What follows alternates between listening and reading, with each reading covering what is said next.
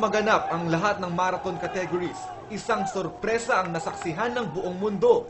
Alas 8:30 ng umaga, sabay-sabay tumakbo ang lahat ng nakiisa sa advocacy ni Kuya Daniel Razon na kahit isang araw lang takbo para sa libreng kolehiyo. Sa pangunguna ni Kuya sa pag-ikot sa MOA grounds, kasabay niya ang mahigit 50,000 kapal ng mga runners na buong-buong nagtitiwala sa magagawa ng proyektong kahit isang araw lang.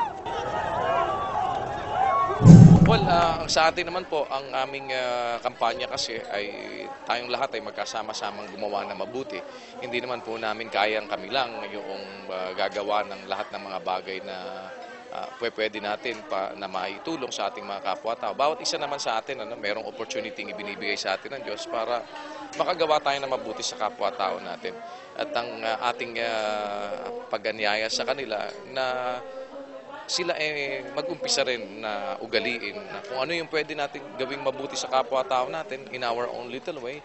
Kahit hindi po dun sa project ng isang araw lang o kahit hindi sa ating mga proyekto, kahit sa sarili nila, kahit na saan, sa malayo, kahit na basta't kahit nag-iisa lang sila, kung meron silang nakitang pagkakataon na makagawa ng mabuti naman sa iba, o may makasalubong sila, o meron silang mga nakitang pwedeng tulungan, ang atin lahat ng pagkakataon na meron tayo, let's grab the opportunity to do good.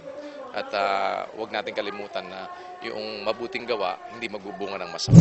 Sa bawat paghakbang, sa bawat pagtakbo, sa bawat butil ng pawis, isang kinabukasan ang katumbas nito na muling magbibigay ng pag-asa sa isang kabataang walang kakayahang magbayad ng pangmatrikula. Asahan na patuloy ang adhikain ng kahit isang araw lang sa paghikayat sa mga tao na gumawa ng mabuti sa bawat araw ng kanilang buhay. Makakaasa po kayo na yung mga nakakasama natin, yan ho, hindi nag-a-addict ang mga yan.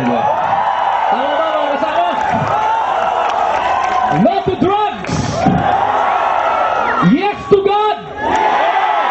Ayos! Ramty para sa UNTV News Worldwide at ito ang balita.